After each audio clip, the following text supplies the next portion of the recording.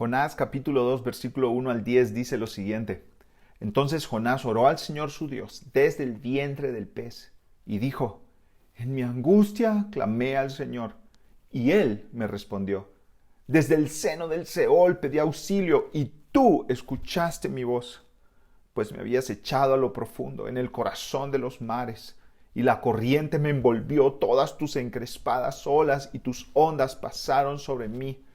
Entonces dije, he sido expulsado de delante de tus ojos. Sin embargo, volveré a mirar hacia tu santo templo. Me rodearon las aguas hasta el alma, el gran abismo me envolvió, las algas se enredaron en mi cabeza. Descendí hasta las raíces de los montes. La tierra, con sus cerrojos, me ponía cerco para siempre, pero tú sacaste de la fosa mi vida, oh Señor Dios mío. Cuando en mí desfallecía mi alma, del Señor me acordé, y mi oración llegó hasta ti, hasta tu santo templo. Los que confían en ídolos vanos, su propia misericordia abandonan. Pero yo con voz de acción de gracias te ofreceré sacrificios. Lo que prometí pagaré, la salvación es del Señor. Entonces el Señor dio orden al pez y éste vomitó a Jonás en tierra firme. Quiero comenzar este sermón, esta predicación, contándoles una historia, un cuento de hadas que leí en un libro de Tim Keller. Una bruja malvada vivía en una cabaña en lo profundo del bosque. Cuando viajeros pasaban por allí y necesitaban alojamiento y comida, ella les daba para sus necesidades. Les daba comida y una cama. Era la cama más cómoda en la que alguien podía dormir. Pero era una cama llena de magia malvada.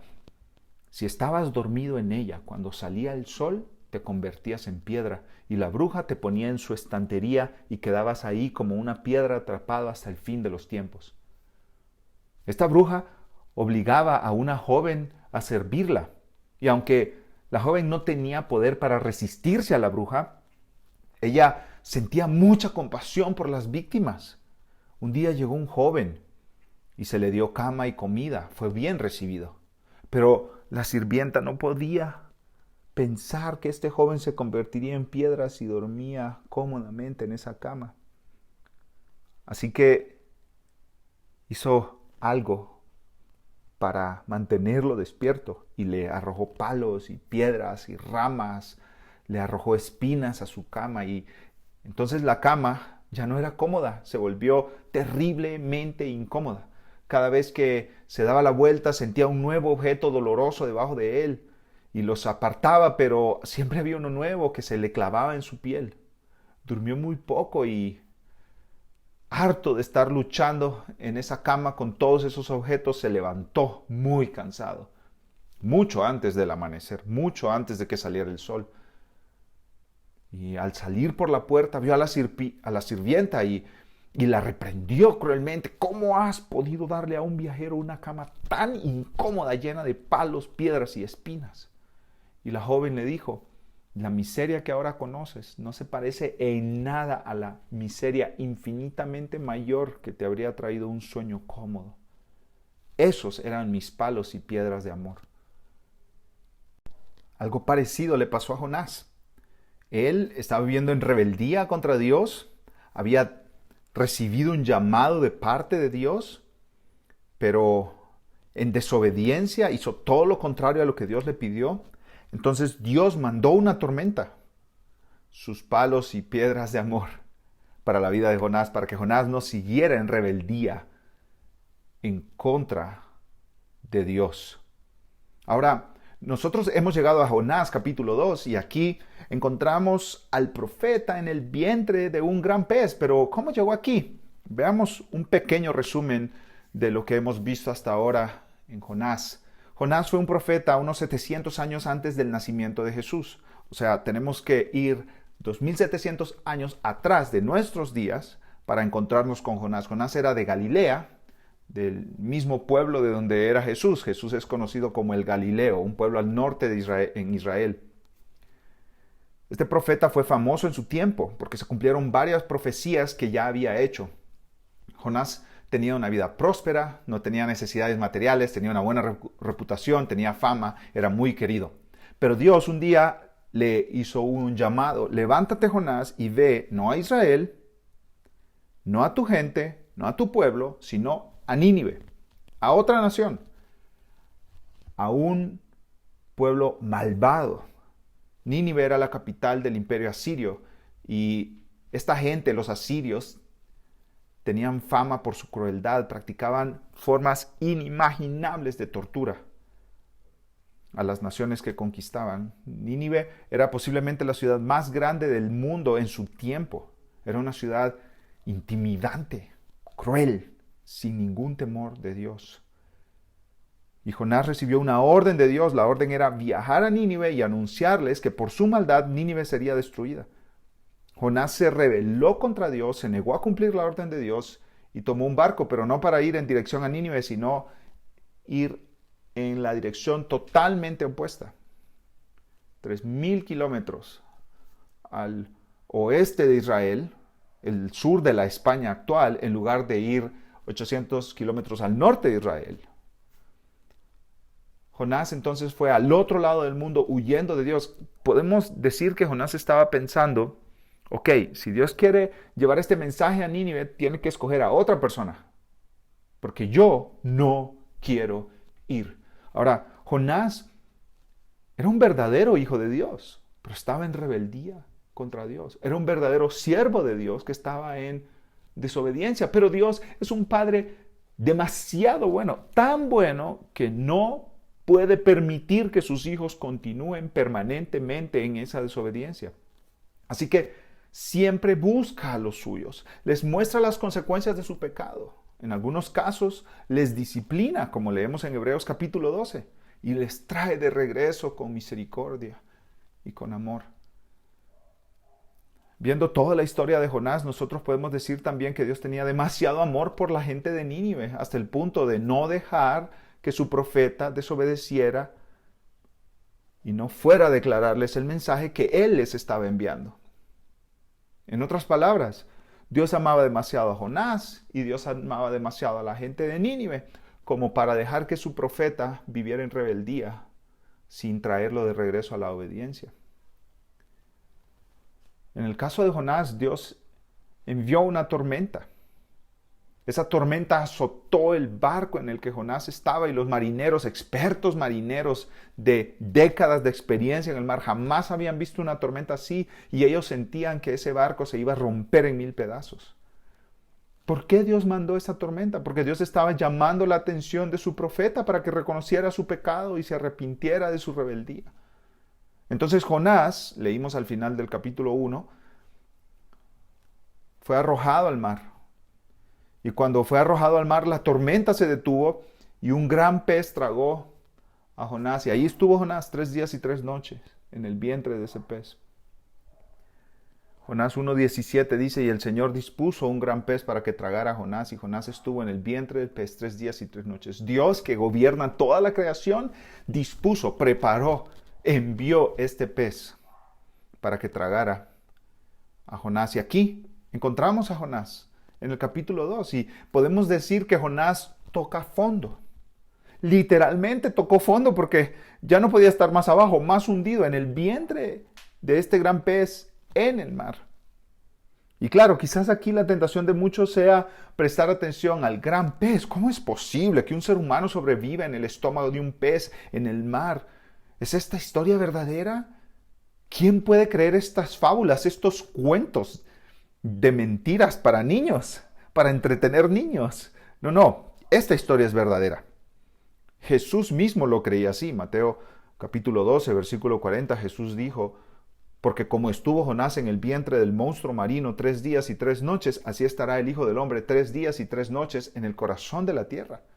Jesús, el Hijo de Dios que resucitó de los muertos, enseñó que los hechos narrados en el libro de Jonás son totalmente verdaderos, 100% reales, verdaderamente sucedieron. Y eso debería dejar la cosa para nosotros resuelta. El Hijo de Dios, Dios hecho hombre, Dios hecho carne, que conoce la verdad, que Él mismo es la verdad, dijo que la historia de Jonás es cierta y eso se se queda resuelto. Esa historia es verdad. Ahora, si tú tienes dificultad en creer en la historia de Jonás, eso de que pasó 3 días y 3 noches en el vientre de este gran pez, yo te animaría a hacer lo siguiente. No comiences con comprobar o analizar las posibilidades de que Jonás haya estado en el vientre del pez, si sobrevivió los jugos gástricos del pez, si había lugar para respirar allá adentro.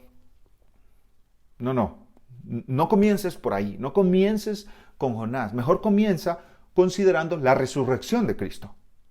Jesús murió en una cruz. Eso es un hecho histórico innegable. Ese es un hecho histórico innegable. Y no solo está contenido en la Biblia, sino que está contenido en libros de historia fuera de la Biblia. Jesús fue un personaje real de la historia, verdaderamente vivió, verdaderamente caminó sobre la tierra y verdaderamente murió en una cruz. Y Él verdaderamente fue sepultado. Y Él verdaderamente resucitó al tercer día de entre los muertos. Ese es un hecho histórico verdadero. Las evidencias que respaldan ese hecho son indiscutibles. Quien reconoce eso puede leer el libro de Jonás y entender que es una narración verdadera, de hechos reales. Dios puede preservar a un hombre vivo en el vientre de un gran pez. O como algunos piensan, no solo conservarlo vivo, preservarlo vivo, sino también después de muerto, dentro del vientre del pez, resucitarlo. No hay nada imposible para Dios.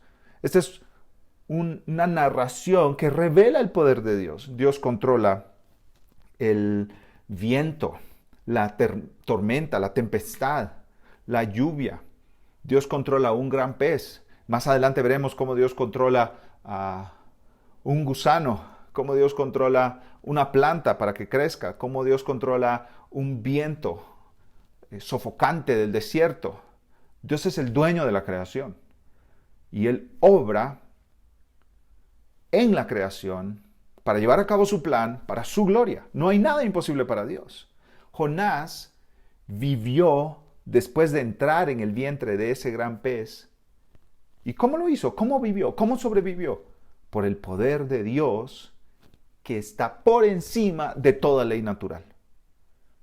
Pero aquí lo importante no es lo que pasó dentro del pez, sino lo que pasó dentro de Jonás, en el corazón de Jonás. Dios está tratando con su siervo rebelde.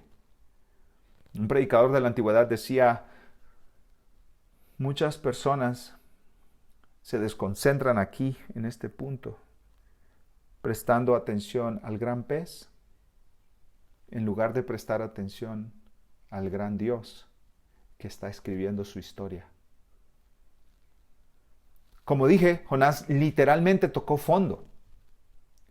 Él no podía estar más abajo, más hundido. Dios lo llevó hasta el final de sí mismo para tratar con él. Y aquí es donde llegamos a Jonás capítulo 2 y leemos las siguientes palabras en el versículo 1. Entonces, Jonás oró al Señor su Dios desde el vientre del pez. Jonás tuvo que llegar al final de sí mismo, de su fuerza, de sus posibilidades, para clamar a Dios desde las profundidades donde se encontraba. Anteriormente, en el capítulo 1, nosotros leemos que el capitán del barco le había dicho a Jonás que orara, pero parece que no oró en ese momento. Oró hasta que no encontró otra salida, otra opción. Y aquí tenemos una aplicación para nosotros hoy en día. Debemos detenernos en este momento y meditar. Meditemos, usemos un tiempo para pensar. No vayamos tan rápido en esta historia. Quizás estás atravesando grandes dificultades en la vida. Las tormentas no terminan, como decimos, te está lloviendo sobre mojado. No termina un problema cuando llega otro, no sales de un atolladero cuando ya caíste en el siguiente. ¿Cómo podemos ver las dificultades y esas grandes tempestades de la vida? ¿Cómo las enfrentamos? Bueno, una manera en la que podemos ver las tribulaciones en esta vida es saber que son instrumentos en las manos de Dios para atraernos a Él. La vida fácil nos hace creer que somos todopoderosos, que sabemos cómo llevar nuestra vida, que tenemos lo que se necesita para estar bien. Pero el momento en que tocamos fondo como Jonás, que ya no tenemos nada, que ya nos quedamos sin recursos, sin fuerzas, clamamos a Dios. Esos momentos donde tú no puedes ver tu cuenta de banco porque no hay nada, y no puedes ver tu salud porque es frágil y es débil, no puedes ver tu familia porque te quedaron mal, no puedes buscar tus amigos porque todos te abandonaron. En ese momento, tu corazón, como dijo un escritor, Ruth Ramsey, tu corazón se suaviza por las dificultades de la vida. ¿Cuándo oró Jonás? Cuando tocó fondo. ¿Cuándo oró Jonás? Cuando levantó sus ojos al cielo, cuando vio a Dios, cuando clamó a Dios, cuando dijo: Dios, ayúdame, Dios, auxíliame. En el fondo. Tim Keller dice estas palabras: ahora vemos por qué encontramos la gracia de Dios, no en los puntos altos de nuestra vida, sino en los valles, en las profundidades, en el fondo. Ningún corazón humano conocerá la pecaminosidad e impotencia si se le dice que es pecador. Habrá que demostrárselo, a menudo con una experiencia brutal. Ningún corazón humano se atreverá a creer en esa gracia gratuita y costosa de Dios, a menos que esa gracia gratuita y costosa de Dios sea su única esperanza. Su única esperanza. El sufrimiento nos deja a nosotros al límite, de manera que nosotros podemos clamar a Dios, voltear nuestros ojos a Él y orar. La oración no es un asunto de técnica. La oración no es un asunto de, yo voy a tener mi tiempo devocional. La oración es un asunto de necesidad. Tú no oras porque tú crees que no necesitas a Dios. Pero cuando tú sabes que lo necesitas, entonces oras, clamas, pides, ruegas. Eso es lo que descubrió Jonás en el vientre del gran pez. Las grandes dificultades de la vida nos llevan a Dios y eso es bueno. Jonás aprendió en el vientre del pez lo que jamás hubiera aprendido en la comodidad de su vida en Galilea. Y a veces Dios quita todas las comodidades o la mayoría de las comodidades o nuestras comodidades más apreciadas, nuestras comodidades favoritas, para que nosotros volvamos a Él, clamemos a Él. Entonces, Jonás aquí ha tocado fondo y nosotros lo vemos al final de sus fuerzas, al final de sus posibilidades. Y Jonás capítulo 2 nos responde una pregunta a nosotros para nuestro día a día. ¿Qué hacer cuando tocamos fondo? ¿Qué hacer cuando ya llegamos al fondo, cuando estamos hundidos, cuando ya no tenemos más, cuando ya no tenemos fuerza? Y nosotros leemos este corto libro de la Biblia y podemos aprender que Dios da segundas oportunidades y terceras y cuartas y a veces muchísimas más. Y Dios da estas oportunidades a los más rebeldes y obstinados pecadores. Este profeta testarudo y desobediente no quedó descartado del plan de Dios por su rebeldía. Más bien Dios tuvo misericordia y le regresó al camino. Pero antes de regresarlo al camino, para que Jonás cumpliera su misión, Jonás oró al Señor desde el vientre del pez. Y aquí Jonás nos da una lección de qué hacer cuando tocamos fondo. ¿Qué hacer cuando estamos hundidos? ¿Qué hacer en el valle de la sombra y de la muerte, como el salmista en el Salmo 23? En Jonás nosotros encontramos una oración que es como un canto al Señor, al Dios que salva pecadores. Y en esta canción Jonás nos enseña qué hacer cuando tocamos fondo. Y yo tengo 3 puntos para compartir con ustedes. El primer punto es: ruega a Dios que te auxilie. Entonces, ¿qué hacer cuando tocamos fondo? En primer lugar, ruega a Dios que te auxilie.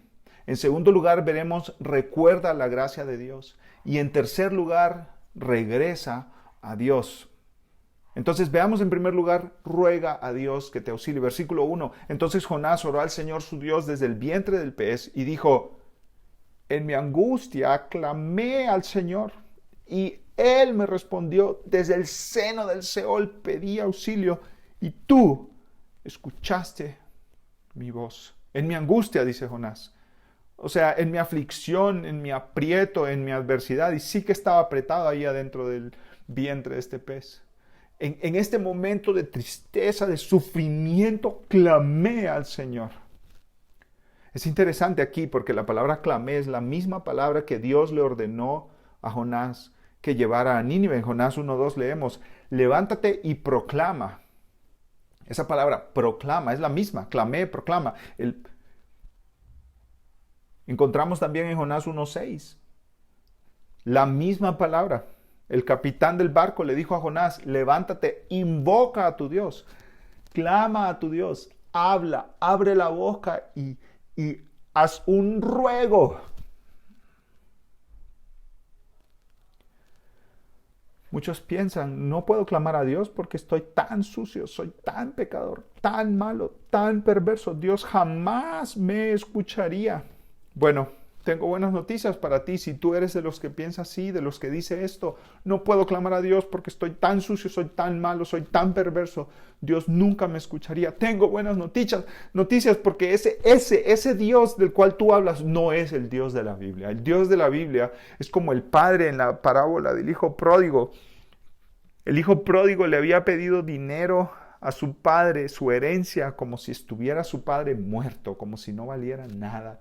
Y este muchacho fue y gastó todo lo que tenía, lo desperdició en una vida malvada. Y después este joven estaba ya cuidando cerdos porque ya no tenía nada de lo que su padre le había dado. Y este joven allá dijo, voy a regresar a mi padre y le voy a pedir perdón que me haga uno de sus siervos, de sus esclavos, de sus trabajadores. Y este joven vino y el padre que estaba ahí en la puerta de su casa esperando a su hijo. Este padre salió corriendo a recibir a este muchacho y lo abrazó. Jonás, podemos decir que es este muchacho.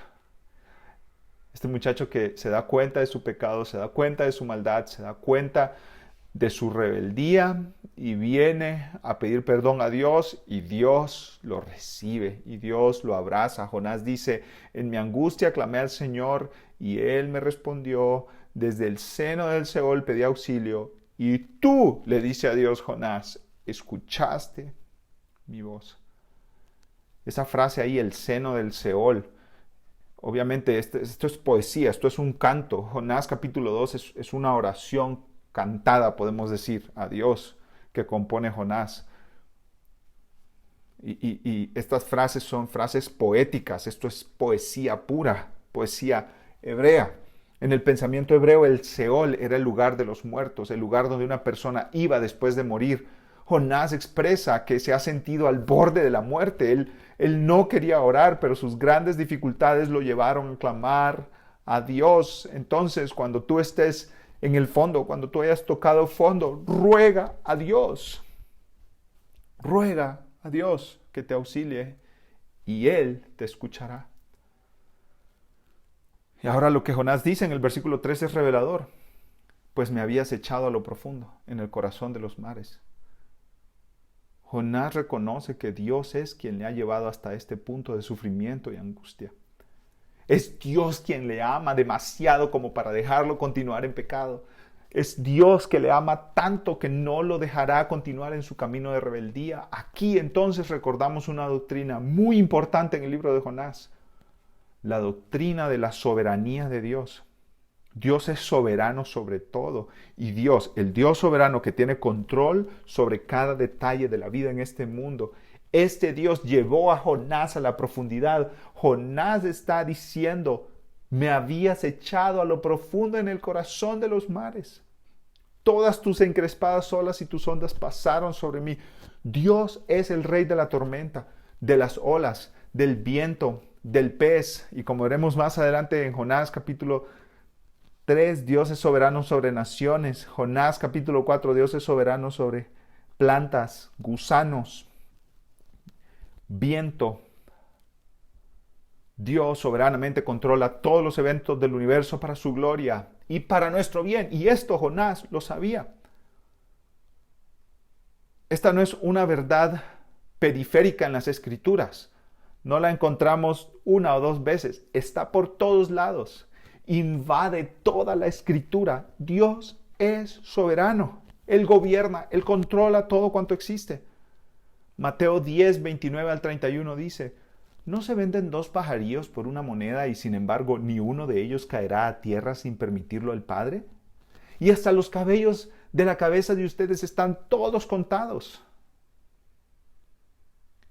En otras palabras, la muerte de un insignificante pajarito está bajo el control del Dios soberano que creó los cielos y la tierra. La caída de uno de nuestros cabellos está bajo el control soberano del Dios que creó los cielos y la tierra. Y tú puedes decir: pero esas son las cosas pequeñas, esas son las cosas insignificantes de la vida. Dios está en control de eso, sí, no es difícil para mí creer en esa parte. Pero ¿qué pasa con las cosas más grandes? Con los eventos históricos que cambian el rumbo de naciones, con las guerras mundiales. Bueno, Proverbios 21:1 dice: como canales de agua es el corazón del rey en la mano del Señor. El corazón del rey en la mano del Señor. Él lo dirige donde le place. Dios gobierna las decisiones de los reyes, de los presidentes, de los ministros, de los gobernadores, de todas las personas en autoridad. Desde lo más insignificante hasta lo más importante, desde la muerte de un pajarillo hasta las decisiones de un rey, todo está bajo el control de nuestro Dios amoroso, sabio y bueno. Nosotros podemos confiar en Él siempre, sin dudarlo. Y ese gran Dios escucha el ruego y el clamor del pecador más rebelde que se vuelve a Él en arrepentimiento y fe. Romanos 5:20 dice que donde el pecado abundó, sobreabundó la gracia. Así que tú hoy puedes venir a Cristo en cualquier condición en la que te encuentres. Ven a Él, ven con toda tu vergüenza, ven con toda tu culpa, ven con todo tu pecado, ven con toda tu suciedad, ven con toda tu inmundicia. Él mira tu pecado y tu corazón arrepentido y te limpia, te sana, te salva, te rescata, te escucha, porque Él escucha a pecadores. Juan Calvino, después de una exposición de este pasaje de Jonás, oró lo siguiente: concédenos que en las pruebas que debemos soportar cada día, elevemos nuestra mente hacia ti y no dejemos nunca de pensar que estás cerca de nosotros y que cuando aparezcan las señales de tu ira y nuestros pecados se presenten ante nuestros ojos para llevarnos a la desesperación, sigamos luchando sin cesar y no renunciemos nunca a la esperanza de tu misericordia. Entonces, cuando toques fondo, ruega a Dios que te auxilie. Y hay buenas noticias. Él te escucha y te rescata. Veamos en segundo lugar ahora, recuerda la gracia de Dios. El propósito principal de Dios es que Jonás comprenda la gracia. El propósito principal del libro de Jonás es que comprendamos la gracia de Dios. La única manera de tener esperanza cuando estás en rebeldía delante de Dios es recordar la gracia. Y eso fue lo que hizo Jonás, versículo 4. Entonces dije: he sido expulsado de delante de tus ojos. Sin embargo, volveré a mirar hacia tu santo templo. Jonás expresa a Dios. Estas son palabras y pudiéramos parafrasear esto. Lo que Jonás está diciendo es: tengo esperanza.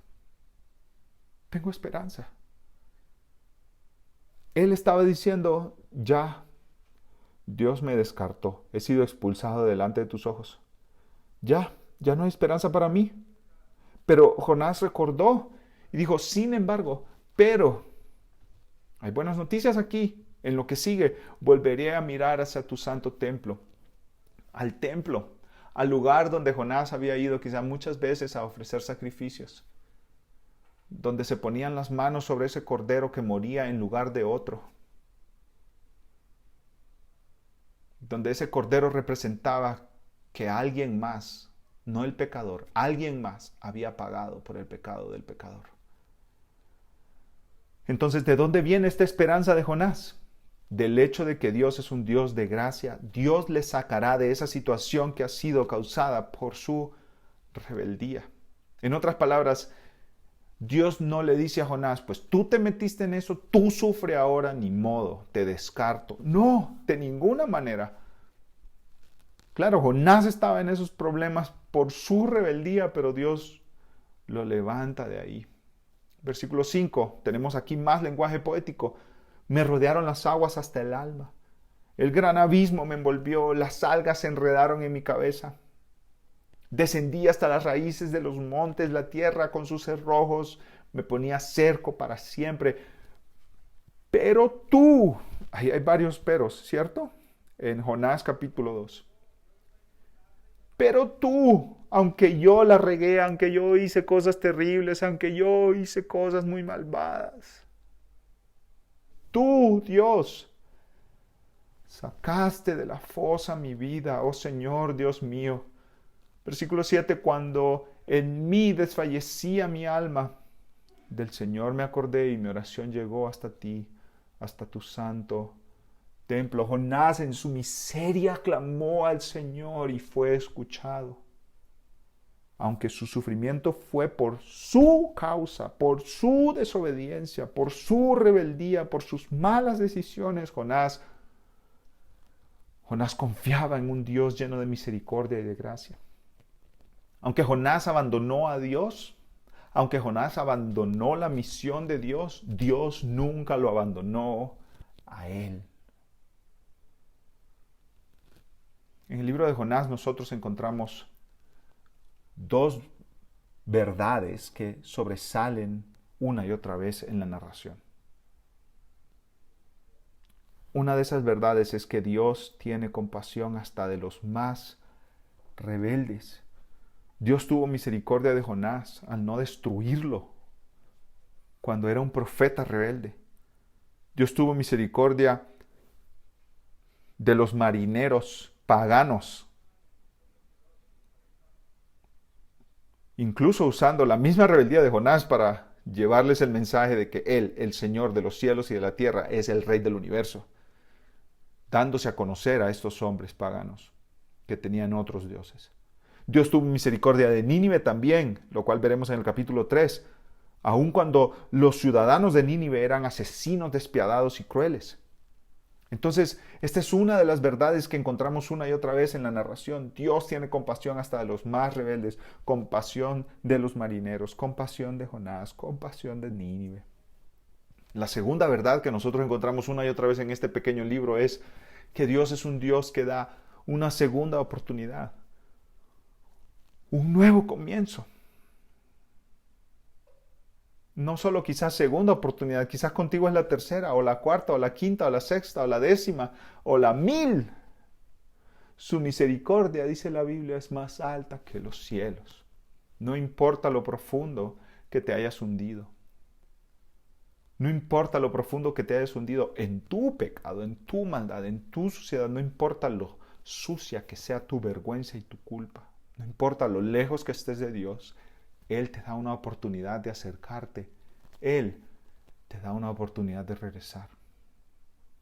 Si tú estás sufriendo como consecuencia de tu pecado, recuerda la gracia de Dios. Él es un Dios que tiene compasión hasta de los más rebeldes y da otra oportunidad. A nosotros los seres humanos nos cuesta pensar en Dios como un Dios amoroso. No, es tan difícil para nosotros. Quizás por los mismos padres que nosotros hemos tenido. Porque a veces los padres somos, me incluyo, enojones y viven frustrados y gritan y demandan. A veces los padres somos irritables y apenas hace algo el hijo que salió mal, corremos con el látigo de la ley. Quizá nosotros tenemos una mala impresión de los padres terrenales y por eso tenemos una mala impresión del Padre Celestial. Como que dejamos que nuestras malas experiencias informen nuestra relación con el Padre que está en los cielos. Se nos hace tan difícil a nosotros pensar en Dios como un Dios amoroso, misericordioso, de gracia, que nos recibe como el Padre recibió al Hijo pródigo que había malgastado todos sus bienes. Escucha la oración de John Owen, un puritano, los años, hace cientos de años, 1700. Él dijo en esta oración: Padre amoroso, que te veamos como amor, no con pensamientos de ansiedad y duda, ni cuestionando tu buena voluntad y bondad, sino viendo que tu corazón es la fuente de toda bondad. Que no te veamos como un padre que tiene un rostro de desaprobación, sino como un padre bondadoso y tierno. Y sigue diciendo más adelante: ayúdanos, te rogamos, a creer que así es tu corazón paternal hacia nosotros. Que nuestras mentes lo conozcan, que nuestras voluntades lo abracen, que nuestros afectos se llenen de él. Haz que estemos atados con las cuerdas de este amor. Este es tu gran placer, Padre, que te veamos lleno de amor y ternura y bondad hacia nosotros. La carne y la sangre no son tan aptas para tener pensamientos severos de ti. Tenemos miedo de pensar bien de ti, pensamos que es un atrevimiento mirarte como bueno, lleno de gracia, tierno, bondadoso, cariñoso. Asegúranos, te pedimos, que no hay nada más aceptable para ti que mantener nuestros corazones cerca de ti como fuente eterna de toda esa rica gracia que fluye hacia los pecadores en la sangre de Jesús. Lo que hace John Owen es que le insiste a Dios: Dios, permítanos ver, contemplar y disfrutar tu gracia y tu misericordia. Y John Owen está pidiendo por algo que él no tiene. ¿Sí lo notaste? John Owen está diciendo: Dios, yo no te miro como un padre amoroso. Yo no te miro como un padre de misericordia. Yo te miro como con el rostro fruncido, como enojado, severo, serio, irritable. Y tú no eres así, Dios. Tú no eres así. Y John Owen lo que le dice es: ¿te puedo pedir algo, Dios? Ayúdame a verte como realmente eres. Y yo creo que eso es una buena oración. Dios, ayúdanos a verte como realmente eres. Un Padre de amor, de misericordia y de abundante gracia. Entonces, en primer lugar, cuando tocas fondo, ¿qué puedes hacer? Recuerda a Dios. Ruega a Dios que te auxilie. En segundo lugar, recuerda la gracia de Dios. En tercer lugar, regresa a Dios. No hay completa restauración si no te vuelves completamente a Dios. Eso fue lo que hizo Jonás.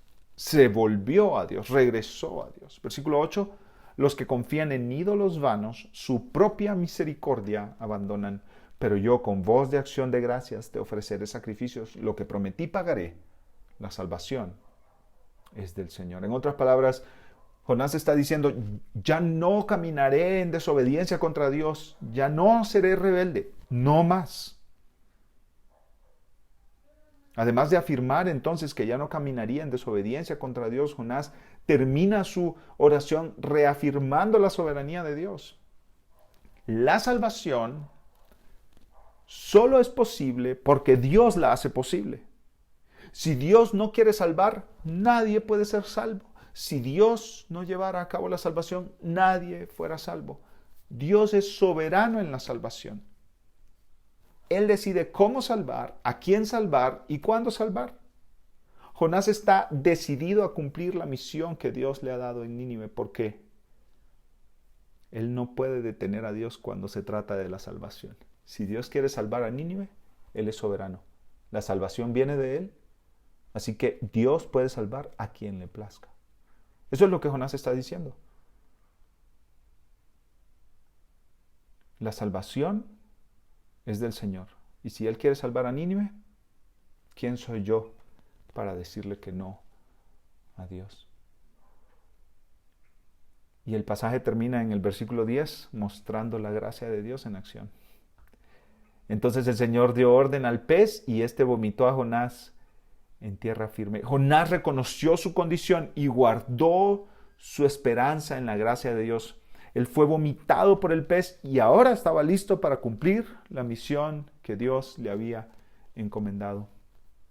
La tormenta cumplió su propósito. Jonás se había arrepentido de su rebeldía y ahora estaba preparado para ir a Nínive. Esta acción de Jonás de regresar a Dios en la Biblia se llama arrepentimiento. Arrepentimiento. Y esto es lo que Dios manda a todos los hombres en todo lugar, que se arrepientan de sus pecados. Entonces yo quiero hacer un llamado a toda persona que está aquí, que no ha abrazado la gracia y el amor de Dios en Cristo Jesús. Arrepiéntete de tu pecado, regresa a Dios. Quizás estás hundido en lo profundo de tu sufrimiento y de tu prueba. Dios te está llamando en amor para que tú vengas, te arrepientas de tu pecado, des una vuelta en U a tu vida. Ahorita estás caminando hacia la condenación eterna, amando el pecado, abrazando el pecado y dándole la espalda a Dios. Pero Dios te manda que te arrepientas, que des la espalda a tu pecado y vuelvas tu rostro a Dios. Y Dios tendrá misericordia de ti. Arrepiéntete de tu pecado y cree en Jesús como tu Salvador, porque Él es tu única esperanza. ¿Qué tribulación ha traído Dios a tu vida que te demuestra que Él quiere que te vuelvas de tus caminos de rebeldía, de desobediencia, y le busques de todo corazón? Tal vez tú no conoces a Jesús como tu Salvador y hoy es la oportunidad de que lo conozcas. La Biblia dice que Dios nos creó para su gloria, pero nosotros, en lugar de vivir para su gloria, nos rebelamos contra Él. Pero en su misericordia, Dios envió a Jesús a morir en la cruz para pagar el precio por nuestros pecados y sufrir bajo la tormenta de la ira de Dios. Toda persona que confía en Jesús ya no será condenada, sino que será salva. Jonás entró a una tormenta por su rebeldía. Jesús, aunque nunca fue rebelde y nunca pecó, ni en su mente, ni con sus palabras, ni con sus acciones, entró a una tormenta voluntariamente. No porque lo merecía, sino porque nosotros lo merecíamos, pero Él tomó nuestro lugar en esa cruz. Él entró a la tormenta de la ira de Dios y sufrió la tormenta total por nosotros, en nuestro lugar, como nuestro sustituto. De manera que ahora aquel que cree en Él no sufrirá la tormenta eterna del infierno como castigo justo por sus pecados, porque Jesús ya sufrió esa tormenta. Así que si tú no has creído en Cristo, arrepiéntete de tus pecados hoy y cree en Jesucristo hoy para tener vida eterna. Ahora, tal vez ya conoces a Jesucristo como tu Salvador, pero reconoces que estás lejos porque estás caminando en desobediencia. Esta es una gran oportunidad para ponerte a cuentas con tu Salvador, con tu Rey, y decirle: quiero vivir para ti, ya no quiero andar más en desobediencia. ¿Qué hacer cuando estás en el fondo, cuando tocas fondo? Ruega a Dios que te auxilie, recuerda la gracia de Dios, regresa a Dios. Quizá hoy es el día para que tú regreses a Dios y no camines más lejos de Él. Recuerda, su gracia alcanza al más corrupto y vil y sucio de los pecadores. Ese es el Dios de Jonás, ese es el Dios de la Biblia. Oremos. Amado Padre, gracias porque te revelas en este corto libro de Jonás. revelas tu gracia y tu misericordia, que son tan abundantes, que no dejan que un siervo tuyo, como Jonás, continúe en rebeldía y en desobediencia, sino que lo traen de regreso a ti. Tu gracia y tu amor y tu misericordia son tan grandes, tan amplios, que no dejan que el pecador más sucio, más avergonzado y culpable por su pecado, pueda decir: estoy fuera del alcance del perdón de Dios. No hay nadie fuera del alcance de tu perdón, Señor.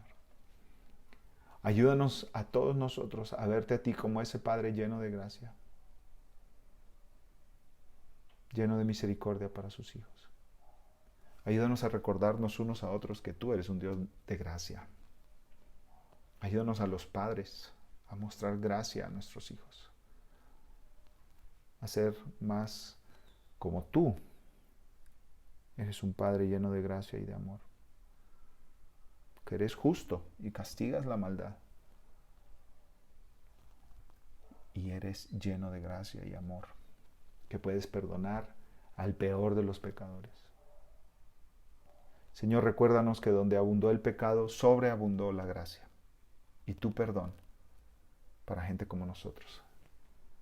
Salva a pecadores hoy, Señor, para tu gloria y su gozo eterno en Cristo. En el nombre de nuestro buen Salvador oramos. Amén.